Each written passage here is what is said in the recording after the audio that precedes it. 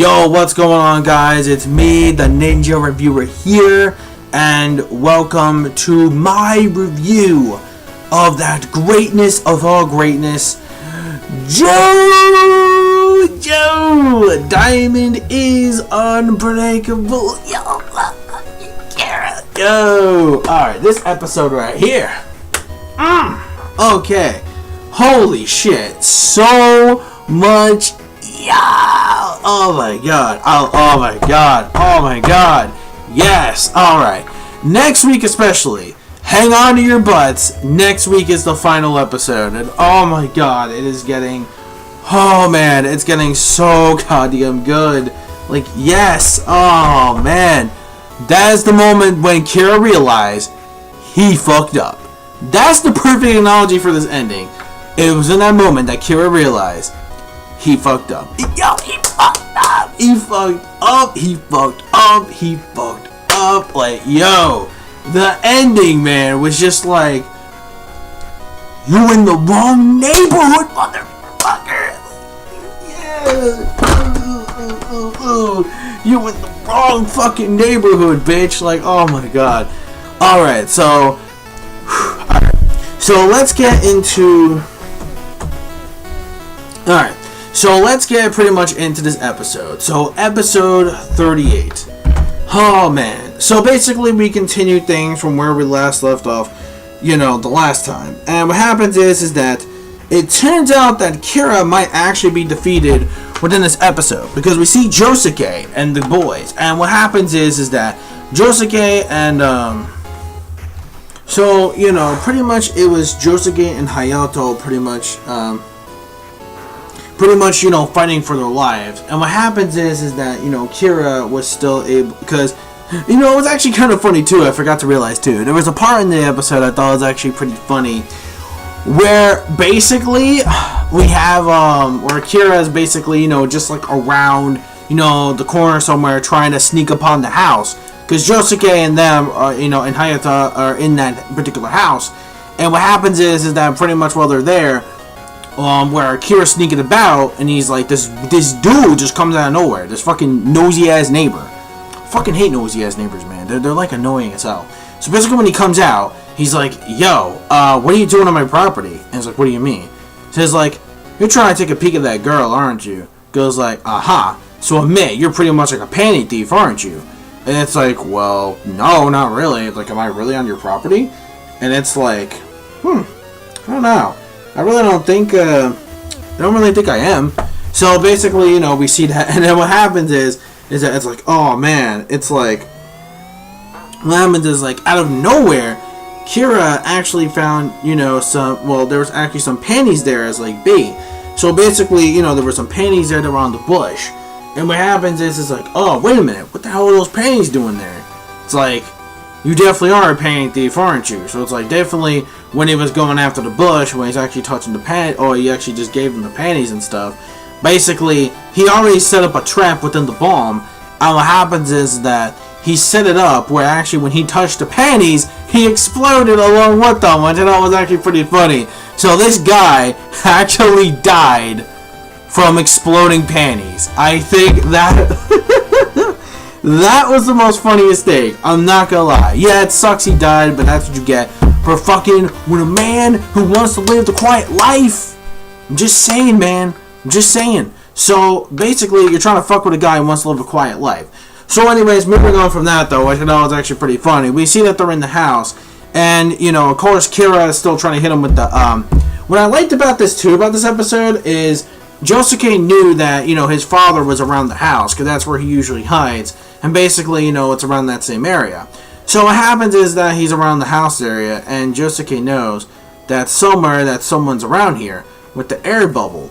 And basically, when Kira keeps using the air bubble thing, from Stray Cat, basically what happens is, he actually kept, doing it so much where he actually, he's shooting the air bubbles, but Kira's not in the house. He's shooting them from like a distance.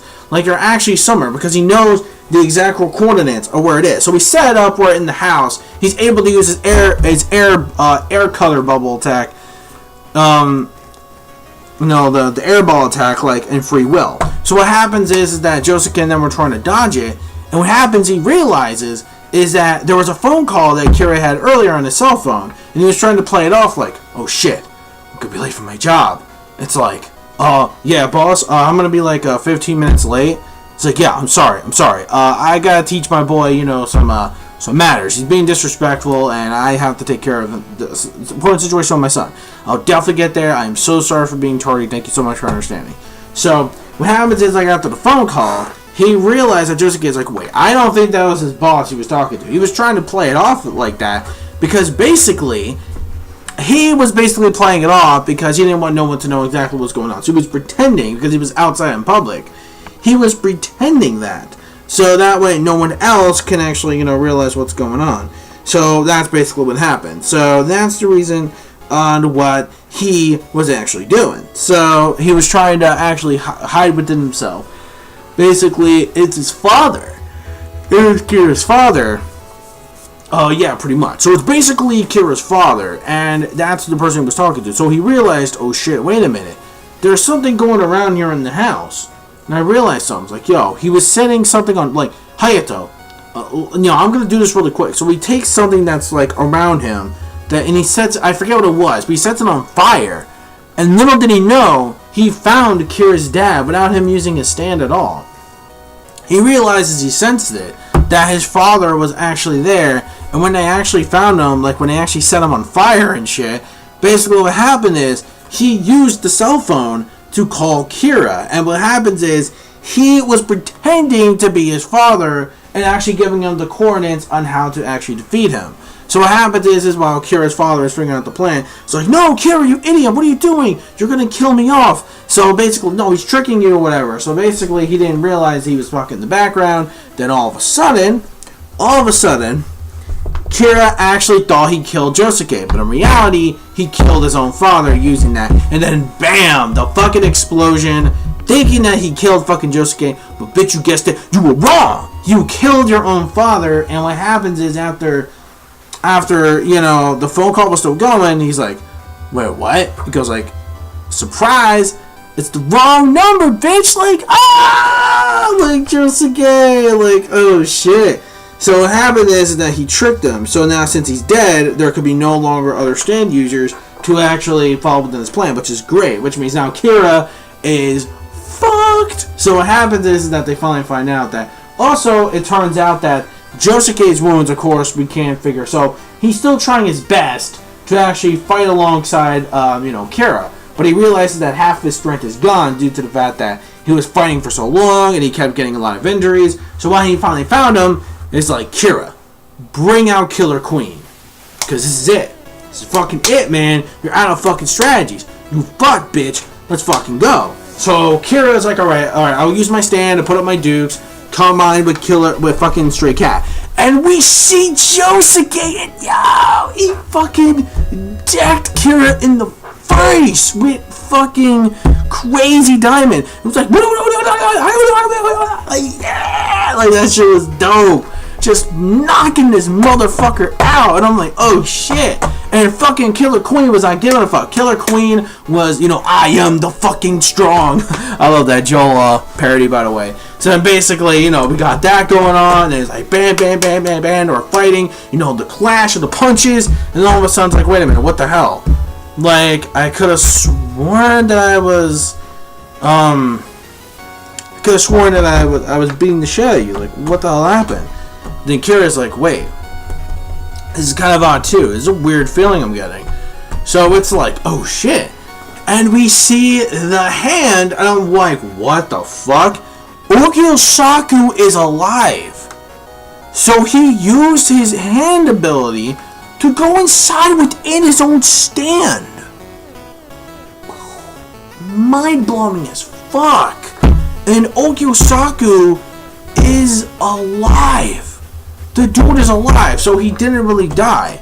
So basically, well, okay, I'm kidding. What really happened is that technically the dude was dreaming. Yeah, OKYUASAKU was fucking dreaming. He was like he was pretty much dazed out for a while. So OKYUASAKU was fucking sleeping. So he was sleeping the entire time and not really dead. So he was like in a daze, sort of. So pretty much he was in a daze where he pretty much, you know, was about to die, but in reality it's like, oh, he had a dream where he saw his older brother and he's like, you know, should I, you know, keep joining you, follow you by your side, or should I stay in Moria with my friends and Josuke and whatever, etc. So he's like, okay, fine, I'm gonna go back with Josuke and them. I decided to stay with them because in case they need me. And it's like, damn, so motherfucker. So he went inside his own fucking. That's crazy, man. Oh man. So the whole time OKYUASAKU was really alive.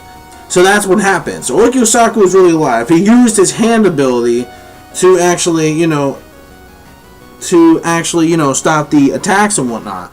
So basically, we see him, right?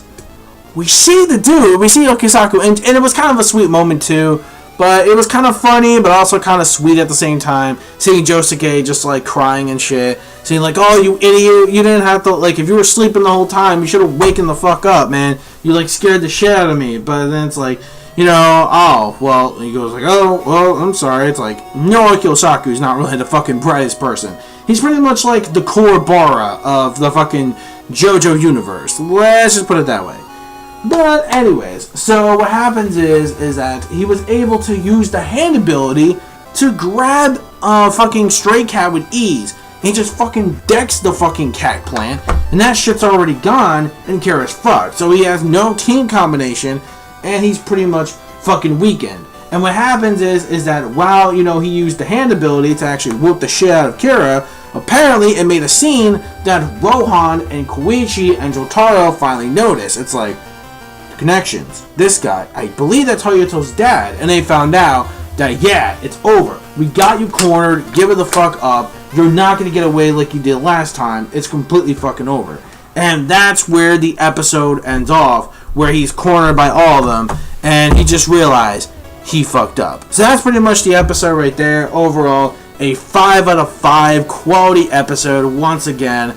Definitely a great way to end this little arc of Diamond is Unbreakable. Literally, it's called Diamond is Unbreakable 2 Part 2. So Diamond is Unbreakable Part 2. So with that part of Part 4, we came to a close with that arc. However, there is one more episode left next week, which I'm going to do a live reaction / review to that. Oh, by the way, one more thing before I end this review off. They also had the opening.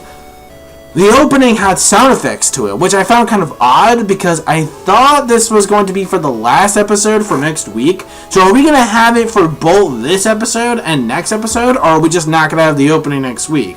Which is what I'm thinking. Probably we're not going to have the opening next week, and that's why they're doing the opening now. And then probably next week we're just going to go straight to forward, just do finishing and just wrapping up everything in Diamond is Unbreakable, which kind of makes sense. If they're going to do that, then by all means that's fine. So yeah, that's basically it then, you guys. Overall, I am extremely fucking hyped.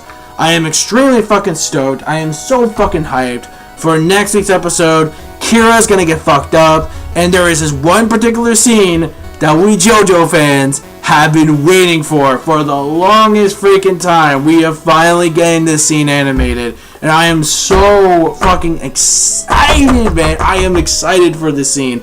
I'm really excited for that one scene, man. I mean, hey, everyone's seen it. You know, Joe parried this part especially, so I know exactly what part's coming up next week. Dare Productions, I hope you do that part justice. Or should I say, shining justice, ringing in me. Alright, that's it. I'm done. So that's it. See you guys next week for the finale. Don't forget to rate, comment, and subscribe as always. This is Ninja Reviewer signing out. Peace, soul, love, chicken grease, and the sky is the limit.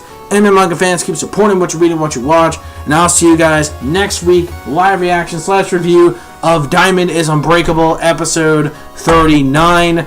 Oh man, I cannot wait. It's going to be a great Christmas gift for all JoJo fans to see the finale of this. So this will be a really great, close to Christmas Eve-ish gift of seeing this. And of course, we got One Piece and Dragon Ball Super next week as well. So that's going to be a real Christmas treat right there too. So anyways, that's it. I'm done. So I'll see you guys next week again. So, and do you even pose? I'll be saying this also one more time for my final video I'm doing for Diamonds Unbreakable. Oh man, I'm going to miss this series, man. I'm so going to miss Diamonds Unbreakable. But yeah, anyways, that's it.